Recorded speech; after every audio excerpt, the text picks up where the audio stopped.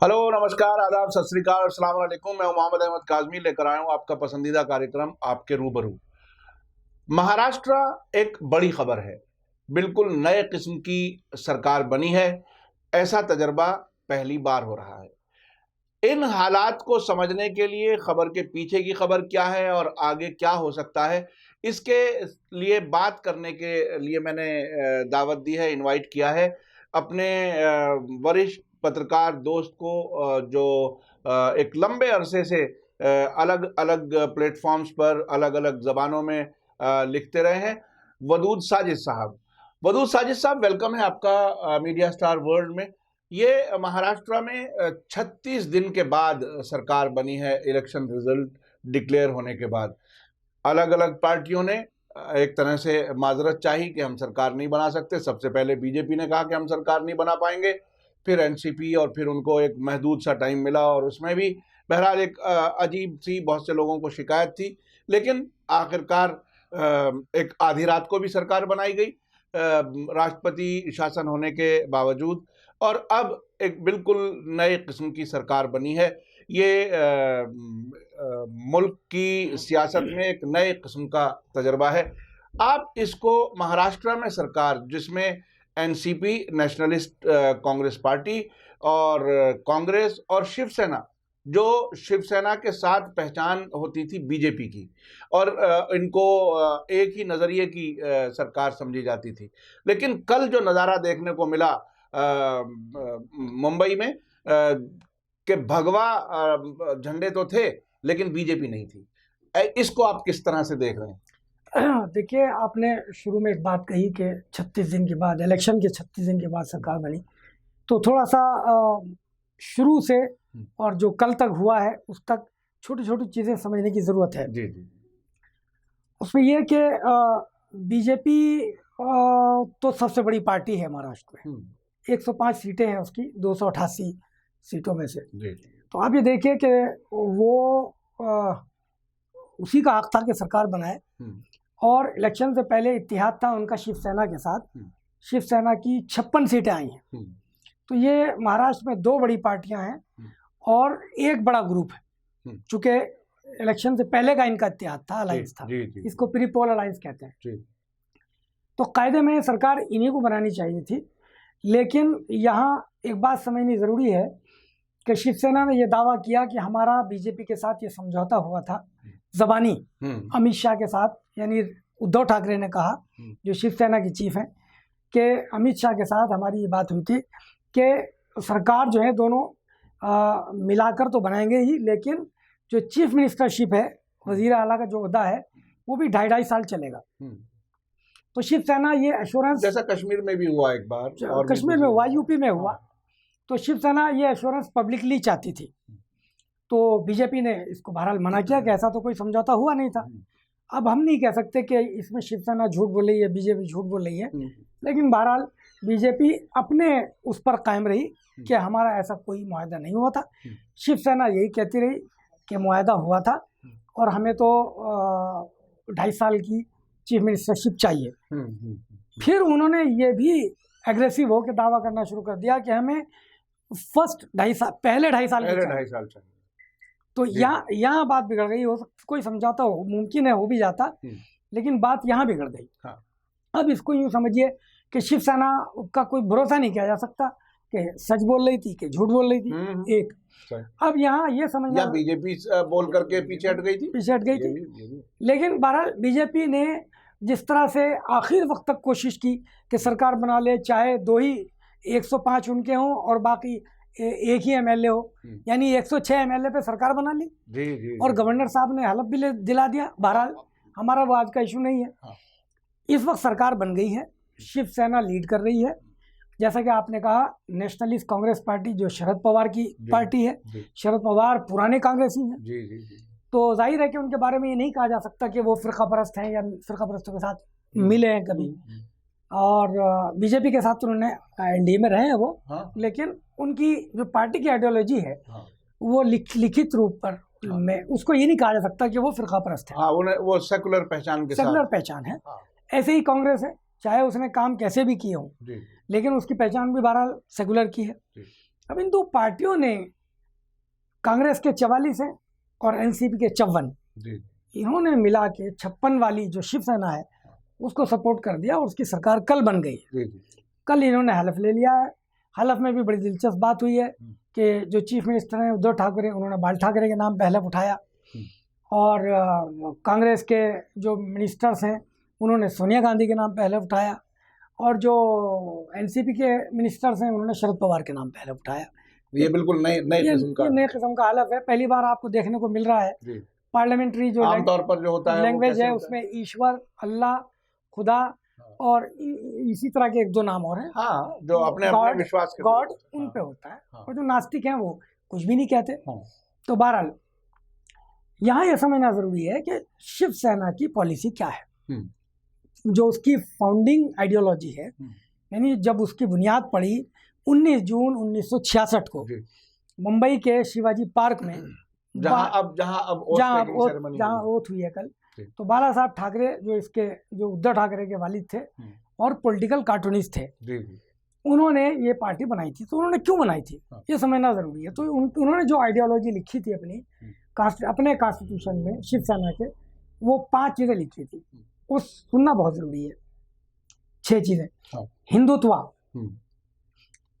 1966 में, उसके बाद हिंदू नेशनलिज्म, तीसरी आइडियोलॉजी थी इकोनॉमिक नेशनलिज्म, यानी अपने हिंदुस्तानी के अंदर बनाएंगे, बाहर से कोई चीज नहीं लेंगे, स्वदेशी जिसे कहते हैं, स्वदेशी। अल्ट्रा नेशनलिज्म, ये बहुत ही इंटरेस्टिंग टर्मिनोलॉजी है, इस पर बात करेंगे। राइट विंग पॉपुलिज्म, तो ये तो सब समझते हैं, बीजेपी भी उसी पे चल रही है। मराठी इंटरेस्ट, अब ये 2 बहुत ही अलग से उनकी आइडियोलॉजी है, अल्ट्रा नेशनलिज्म और मराठी इंटरेस्ट। तो मराठी इंटरेस्ट को समझना पहले ज़रूरी है कि ये पार्टी ये कहती थी कि भाई हम तो जो मराठा हैं, यानी जो महाराष्ट्र के रहने वाले हैं, और उसमें भी जो मराठा रीजन के रहने वाले हैं, और उसमें भी जो मराठी बोलने वाले हैं, हम उनके इंटरेस्ट के लिए काम करते हैं। और उनका कहना ये था कि महाराष्ट्र में मराठी को पहला प्रेफरेंस मिलना चाहिए, नौकरी में, काम में, हर चीज़ में, और जो बाहर के लोग हैं उन्हें बाद में अगर बच जाए तो, नहीं तो मराठियों को मिलना चाहिए। उनके कॉन्स्टिट्यूशन में अब जो हुआ है तो उसमें अब भी यही है कि 80% मराठियों को नौकरी दी जाएगी। तो खैर, जो इंटरेस्टिंग है वो है अल्ट्रा नेशनलिज्म। अब नेशनलिज्म तो सभी कहते हैं, बीजेपी भी कहती है। अल्ट्रा नेशनलिज्म क्या है? ये ज़ायनिज्म की एक नई शक्ल है और इसको ज़ैनोफोबिया भी आप कह सकते हैं। तो बहरहाल ये मैंने बहुत मुख्तसर सी बात बताई।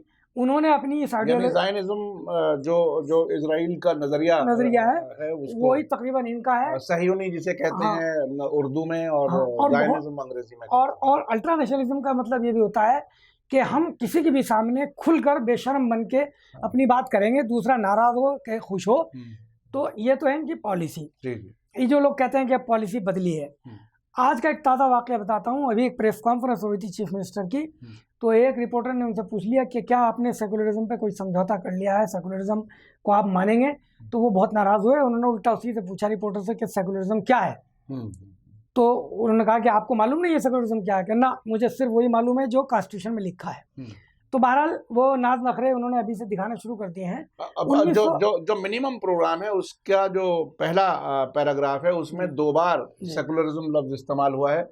ये बात मीडिया में आई है, और वो अभी से पहले ही दिन वो इस किस्म का जवाब दे रहे हैं। लेकिन देखिए, अब सरकार चीफ मिनिस्टरशिप जो है वो 5 साल के लिए शिवसेना के पास है। तो शिवसेना इतनी जल्दी अपनी पॉलिसी से हट जाएगी नहीं लगता। आपने जिक्र किया कल जो उनका ओथ टेकिंग सेरेमनी हुई है, उसमें साहब एक चीज़ बड़ी हैरत अंगेज है जो आपने अब तक की होने वाली किसी ओथ में नहीं देखी होगी 1947-56 से आज तक। वो ये कि कांग्रेसी वर्कर्स के बैठने के लिए अलग जगह स्पेसिफाई की गई थी, और शिवसेना के बैठने के लिए अलग थी, और एनसीपी के वर्कर्स के बैठने के लिए अलग जगह थी। उनके झंडे अलग अलग नजर आ रहे थे। तो इससे कुछ बात समझ में आई नहीं।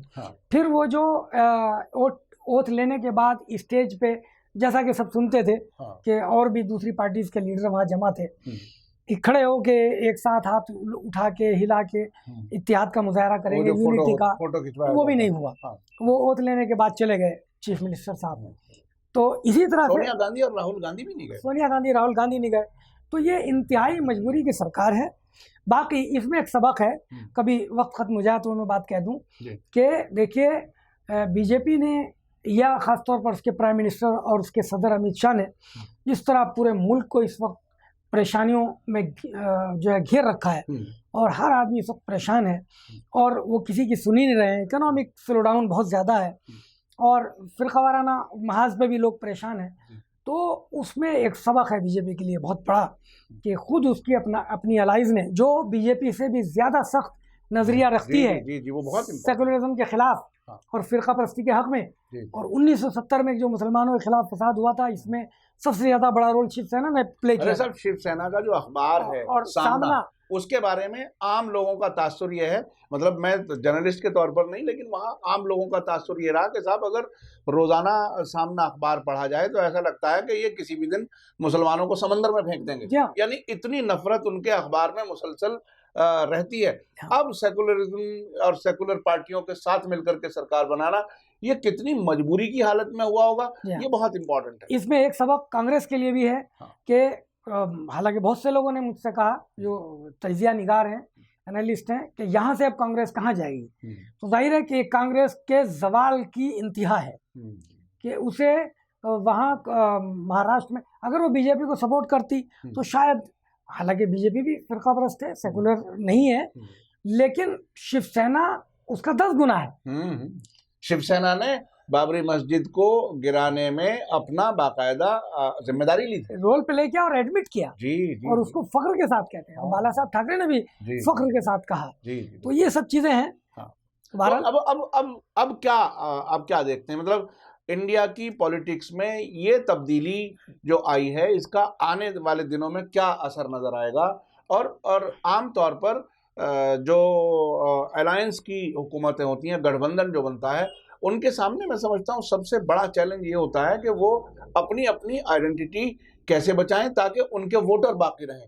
अब जब वो अगर आइडेंटिटी ही जिसे कहते हैं धूमिल हो जाए तो उनका वोटर किसके साथ होगा, ये एक अजीब सी सूरत हाल होती है। अब तक के तजर्बे ये बताते हैं कि जब 5 साल की हुकूमत होती है जैसे, तो तकरीबन 4 साल के बाद सारी पार्टियां अपनी अपनी अलग अलग किस्म की बातें शुरू कर देती हैं ताकि जब इलेक्शन हो तो उनका वोटर फिर उनके साथ आ जाए। तो ये अजीब सा आम लोगों के साथ धोखा, आपको ऐसा नहीं लगता कि ये धोखा है? बिल्कुल, देखिए ये बिलाशुबा धोखा है। क्योंकि मैं फिर कहता हूँ कि उसूली तौर पर बीजेपी वहाँ सबसे बड़ी पार्टी है। कांग्रेस और एनसीपी को सरकार बनाने के लिए वोटर्स ने मैंडेट नहीं दिया है। अब मैं आपको एक चीज़ बता देता हूँ कि कांग्रेस की महाराष्ट्र में कोई ऐसी बड़ी मजबूरी नहीं है। कांग्रेस की जो 44 सीटें हुई हैं वो एनसीपी की वजह से हुई हैं। इससे पहले उसकी 25 सीटें थी। तो महाराष्ट्र में तो कोई मजबूरी उसकी नहीं है, वो तो पूरे मुल्क की पार्टी है और उसका बहरहाल ऑर्गेनाइजेशन पूरे मुल्क में है। लेकिन महाराष्ट्र में एनसीपी की बहुत बड़ी मजबूरी है। अपना सर्वाइवल और अपनी बका के लिए एनसीपी को बहुत दिनों तक शिवसेना पे दारोमदार करके नहीं चलना चाहिए। तो वो अपनी जगह बनाने की कोशिश करेगी। फिर ऐसे में जो शरद पवार तो चीफ मिनिस्टर या डिप्टी चीफ मिनिस्टर बन नहीं सकते, वो एमएलए भी नहीं है, वो उनका कद भी बड़ा है। तो उनके बाद नंबर 2 कौन है? उनके बाद नंबर 2 अजीत पवार है। और अजीत पवार की ऐसी हालत हुई है, अजीत पवार ने धोखा किया। तो अब अजीत पवार वापस तो आ गए हैं फैमिली में, लेकिन अजीत पवार को अभी गवर्नमेंट में नहीं लिया गया है। उन पे कितना भरोसा किया जाएगा? तो एक वक्त आएगा कि जब शरद पवार कोशिश करेंगे कि अजीत पवार को किसी तरह गवर्नमेंट में लेकर आए वापस, चूंकि उन्हीं के जरिए वो अपने काम कराएंगे। और अपनी सर्वाइवल के लिए एनसीपी को वक्तन फवक्तन आवाज भी उठाते रहना है, चेक भी करते रहना है शिवसेना को। उसके लिए वक्तन फवक्तन मुश्किलें भी खड़ी करनी है, नहीं तो एनसीपी का वजूद महाराष्ट्र से ख़त्म हो जाएगा। और शिवसेना बाल ठाकरे के ख़ानदान से पहला चीफ मिनिस्टर बना है। बाल ठाकरे की ख्वाहिश थी, आखिरी दम तक यही कहते कहते मरे कि काश मेरे ख़ानदान का कोई फ़र्द चीफ मिनिस्टर बन जाता।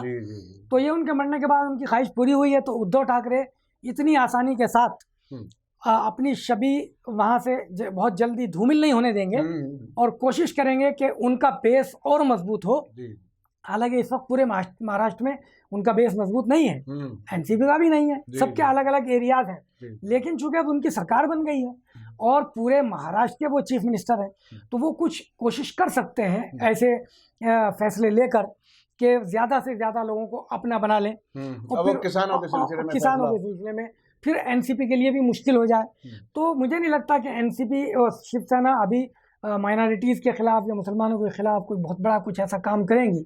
इनके वालिद के बारे में भी कुछ 2-3 चीज़ें हैं जो इस वक्त बताने का मौका नहीं है कि मुसलमान उनके पास जाते थे अपना काम कराने के लिए, और एक बहुत बड़ा काम उन्होंने किया भी था। लेकिन मुझे अभी फौरी तौर पर ऐसा नहीं लगता। तो मैं माइनॉरिटीज़ का एक पैगाम है उनके लिए कि वो इस वक्त खामोश रहें, सिचुएशन को देखें। ये एक सूरत हाल एक पैदा हुई है, जो बड़ा इस वक्त डिक्टेटर है पूरे मुल्क में, उसको एक कचोका लगा है और उसकी ज़मीन हिली है। तो उसके लिए वो ये है कि हर फिरौन राम मूसा, हर फिरौन के लिए एक मूसा पैदा होता है। तो यहाँ तो अल्लाह ने फिरौन के लिए फिरौन पैदा कर दिया है। जी, बिल्कुल। ये तो मुख्तलिफ तरीके से लोग कहते हैं, लेकिन बहरहाल एक मुश्किल जो पॉलिटिकल पार्टीज़ की है वो फंडिंग की भी होती है।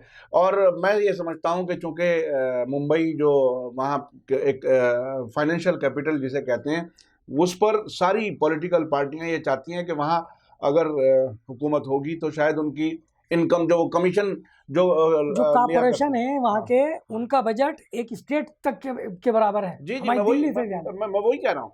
तो जहाँ बड़े बिजनेसमैन होते हैं, जहाँ बड़ी बिजनेस होती है, वहाँ से पॉलिटिकल पार्टियों को भी पैसा ज़्यादा मिलता है। और जब हुकूमत होती है तो वो पैसा पार्टियों को डायरेक्ट सिर्फ उनसे ही नहीं मिलता, वो जो कमीशनबाजी होती है ना पॉलिटिक्स में, ये दुनिया भर में कितनी भी हो, लेकिन भारत में मेरे ख्याल से जितनी होती है वो अक्सर समझते हैं। राजीव गांधी ने एक बार कहा था कि 1 रुपए में से कितना 10 पैसे भी एक पैसा पहुंचता है।